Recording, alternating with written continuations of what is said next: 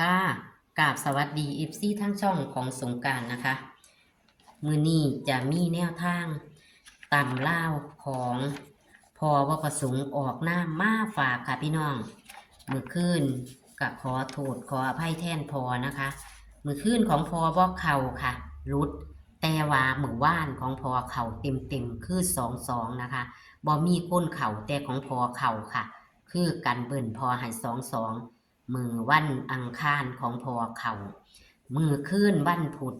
ของพอบ่เข้านะคะ แต่กะอย่าทิ่มอย่าปาพอนะคะ พี่น้องขอให้กดไลค์กดแชร์ให้กับพอบ่ประสงค์ออกนามและกะช่องของสงกรานต์เหมือนเดิมค่ะ ในวันที่20สิงหาคม69นี้พอจะมีตัวเลขแนวทางให้เฮาเป็นตัวใดเฮากะมาไปรับชมรับฟังเสียงสัมภาษณ์กันได้เลยค่ะ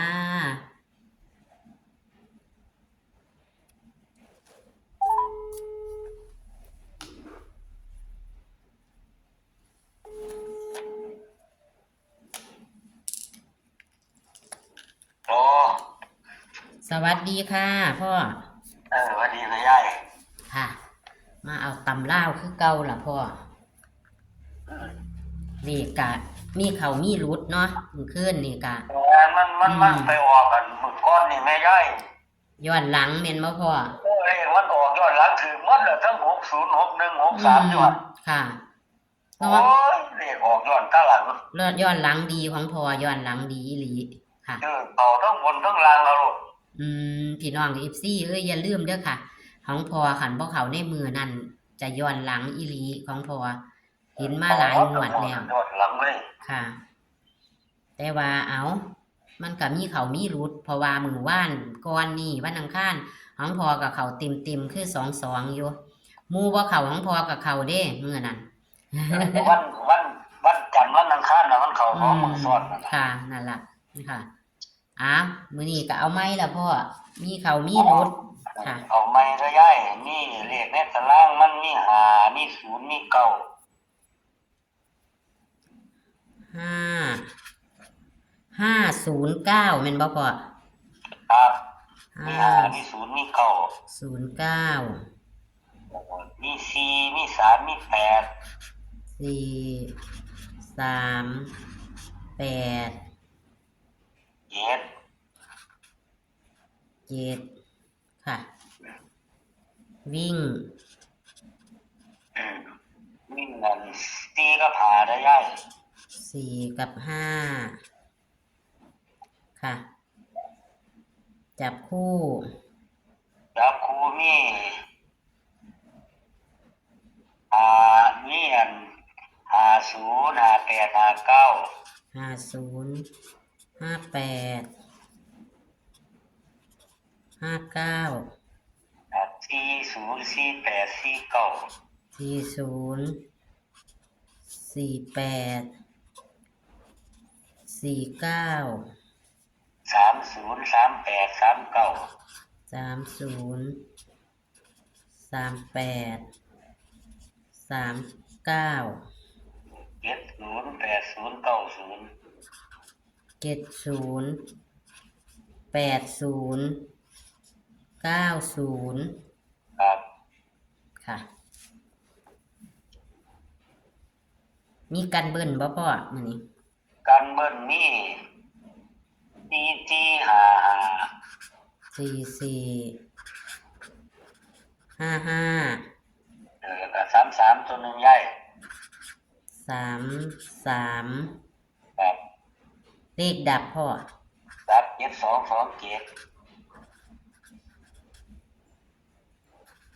7227ค่ะ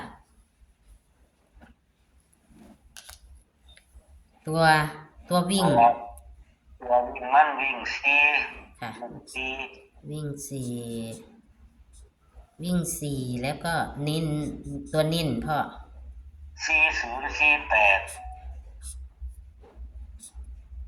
4048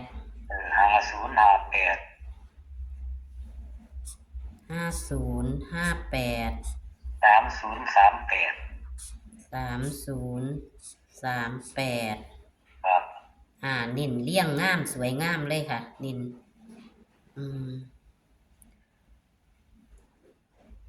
ค่ะ เดี๋ยวจะทวนเนาะพ่อตัววิ่งมี4กับ5ให้วิ่งรูด4ตัวเดียวจับคู่มี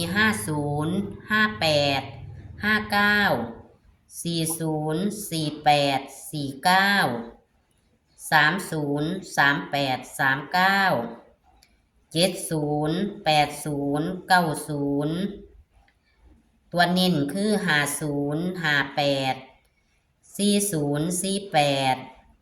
30 38เนาะค่ะเน้น6หางเนาะค่ะแมนย่ายกันเบิ้ลมี44 55 33เลขดับ72 27ดับอยู่ตลอดนะคะบ่เห็นมาโดนจังมาเนาะพ่อแมนเป็นบนล่างดับบนล่างเด้อค่ะพี่น้องอันนี้ก็เป็นบนล่างถ้าลังเทียกับเฉียนถ้าลังเทียกับบ่เฉียนดอกบนล่าง มันลืมข้าวเขาเจ้าก็เอฟซีเขาก็ซื้ออยู่ดอกย่ายบนล่างอะไรเนาะมันต้องซื้อล่ะผู้ใดก็เลยเนาะพ่อบ่มีหรอกผู้สิซื้อตะบนค่ะอ้าวมื้อนี้มีมั่นใจบ่พ่อมีความฝันบ่แต่ว่ามั่นใจมื้อนี่มั่นใจ 100% พุ่นล่ะค่ะหลังจากที่มันหลุดแล้วมันต้องเข้าเนาะพ่อแม่นอยากมันเข้าตัวนี้ตัวบ่นี้ตัวนั้นล่ะแต่ส่วนมากนั่นมันจะมาตัวนิ่นของพ่ออยู่ดิส่วนมากสังเกตนะตัวบ่นี้ก็ซื้อไปค่ะก็ขอบคุณพ่อเด้อค่ะที่ให้แนวทางค่ะครับผมได้แรกนี่มันมามีโชคทุกผู้ทุกคนค่ะสาธุให้รวยยกช่องสาธุค่ะค่ะสวัสดีค่ะสวัสดีครับยายสวัสดีค่ะ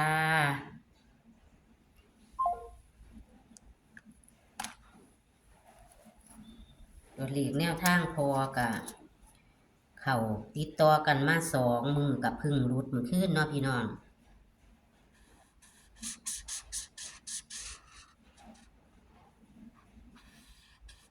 พึ่งมารุดมือขึ้นอย่าเผลออย่าพลาดค่ะมือนี่พอมั่นใจว่าสั่นพอมั่นใจเด้อค่ะพี่น้องอย่าเผลออย่าพลาด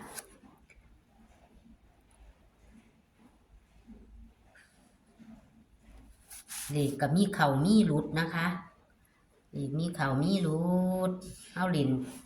ขันผู้บอหลินกะเบิงเพื่อความบันเทิงเด้อค่ะพี่น้อง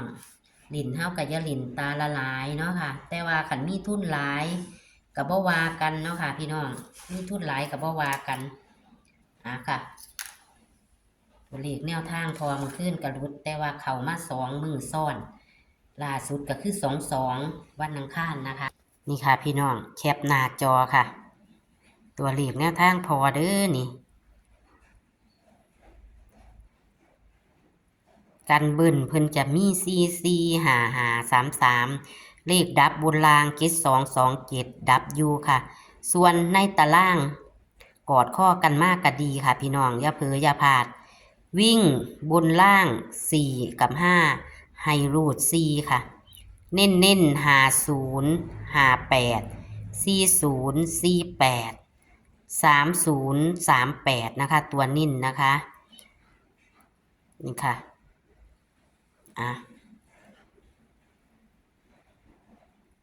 ที่ทรายนี่บ่แม่นหยังพี่น้องทรายเพื่อจะไปลงช็อตนะคะเพราะว่าช็อตจะบ่เห็นหลายถ้าเฮาทายตรงๆช็อตจะบ่เห็นหลาย